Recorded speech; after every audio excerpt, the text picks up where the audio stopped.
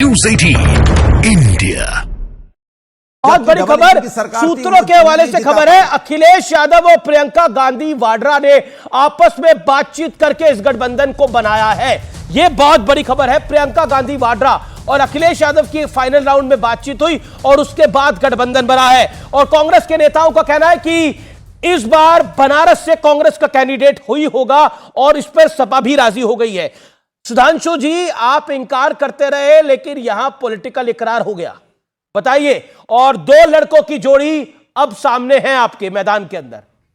और इस बार अनुराग जी कह रहे हैं कि बीजेपी नहीं कर पाएगी 150 पार देश में, और यूपी में तो कहते हैं 10-15 आ जाए तो मुश्किल है।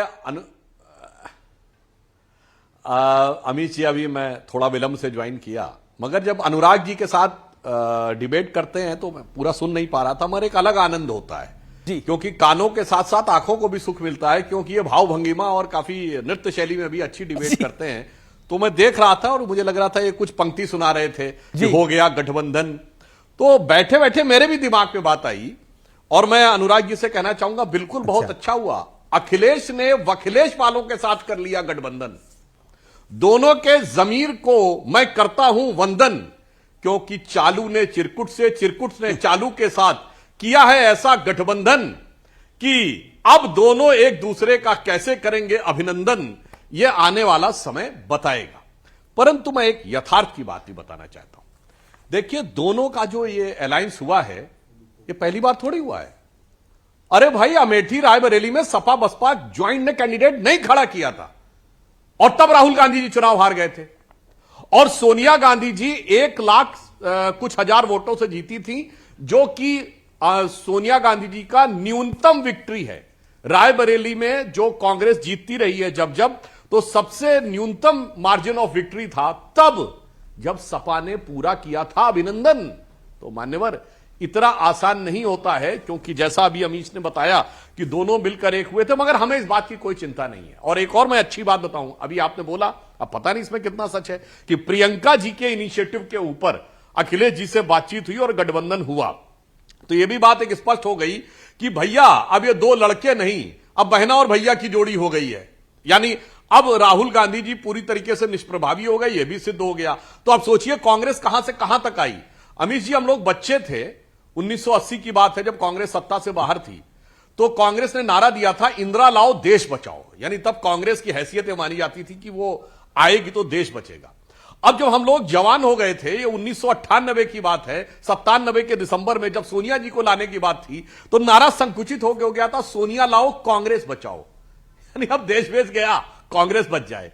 आज अगर आपकी बात सच मानी जाए तो प्रियंका लाओ गठबंधन बचाओ। अरे भैया, एक गठबंधन मिल जाए उतना काफी है।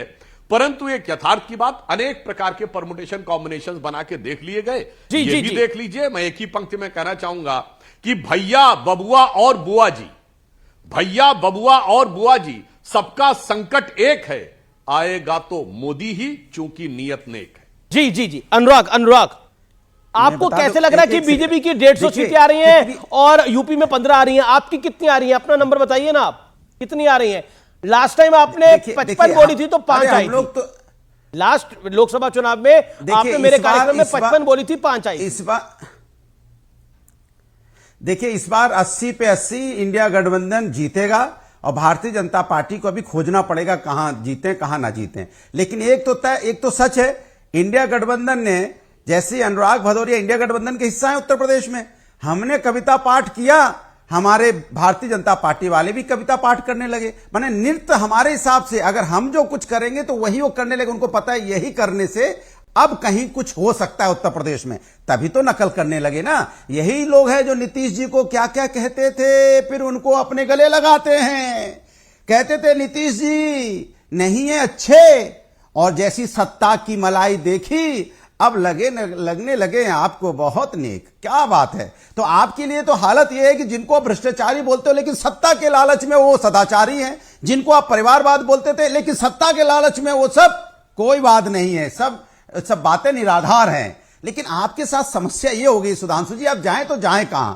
आप जिस आरोप लेके चलते हो, आरोप सब आप पे साबित हो जाते हैं। गठबंधन आपका कितने दलों से है, फिर आप गठबंधन पे बोलेंगे कैसे? फिर आप कहेंगे भ्रष्टाचारी, भ्रष्टाचारियों को भी आप अपने साथ ले लेते हैं, फिर बोलेंगे परिवारवाद, परिवारवाद भी आप अपने साथ पार्टी ले लेते हैं। तो आप एक किस व्यक्ति बात पे बहुत खुश लड़ेंगे? है, वो है विवेक श्रीवास्तव।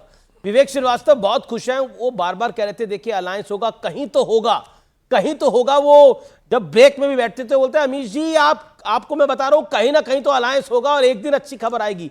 वो एक दिन आज आ गया, अच्छी खबर आ गई। तो विवेक जी, मैं सुधांशु आपको मौका दे रहा हूं।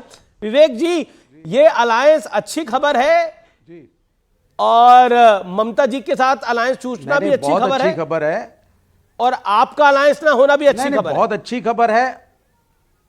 नहीं, मैंने तो कल ही आपको कह दिया था कि एक सीट के ऊपर डिस्कशन चल रहा है और फाइनलाइज हो जाएगी।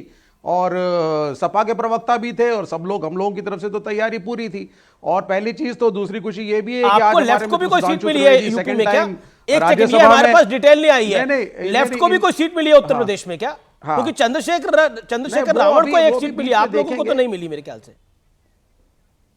नहीं तो वो कोई बात नहीं, वो तो देखा जाएगा आगे कैसे किसको कैसे समर्थन हम दे रहे हैं। आईएनडीआईए इंटैक्ट है, आईएनडीआईए लड़ रहा है और मैं सुधांशु त्रिवेदी को बधाई देना चाहूंगा, कांग्रेचुलेशंस कहना चाहूंगा। सेकंड टर्म में राज्यसभा में आए हैं। मैं आपका आइडियोलॉजिकल प्रतिद्वंदी हूं, लेकिन फिर भी आप एक स्प्लेंडेड प्रवक्ता हैं और मैं आपकी बड़ी रिस्पेक्ट करता हूं। So it is always good when good people come in the Rajya Sabha. हाँ, मंत्रालय कभी मिले तो साइंस एंड टेक्नोलॉजी मत लीजिएगा।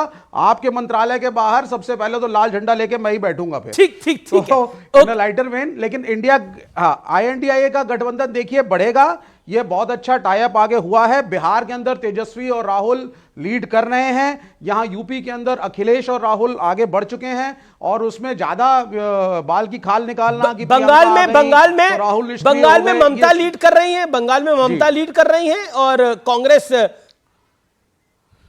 और दिल्ली में कौन लीड कर रहा है, कांग्रेस या अरविंद केजरीवाल? जैसा एक एक करके बता दीजिए।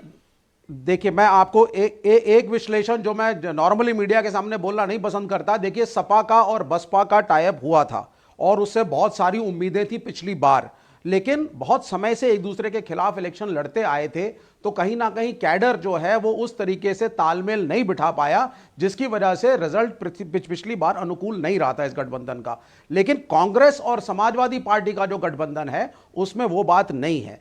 एक तो आइडियोलॉजिकली काफी सिमिलैरिटीज हैं, एक जैसे वोट बैंक की बात और अरविंद केजरीवाल, चले आप इतना विश्लेषण कर रहे हैं तो ये भी कह दीजिए, ये आम आदमी पार्टी तो कांग्रेस की सरकारें गिरा के आई, तो कैसे करेगी गठबंधन? आप इतना विश्लेषण कर रहे हैं तो मतलब बताइए। देखिए, दो चीजें हैं, पंजाब और दिल्ली दोनों में मैं आपको बता देता हूं, पंजाब और दिल्ली में दो चीजें हैं। एक होता है नेतृत्व का जुड़ना, कि साहब शीर्ष नेतृत्व ने, आम आदमी पार्टी और कांग्रेस ने टाई अप किया, और एक होता है ग्राउंड लेवल पे उन पार्टियों के कार्यकर्ता भी क्या एक दूसरे के साथ एक तालमेल बिठाने में तैयार हैं, नहीं है, क्या इक्वेशन है किस कॉन्स्टिट्यूएंसी में। तो कई बार ये जरूरी नहीं होता है कि आप इकट्ठे ही लड़ें, पोस्टपोल समर्थन देंगे सब एक साथ। पॉलिटिक्स में कोई फ्रेंडली लड़ाई नहीं होती है, यही बात आपको बता रहा हूं। एक कैंडिडेट दूसरे को हराने के लिए चुनाव लड़ता है। Okay, Sudhanshu Trivedi, your turn.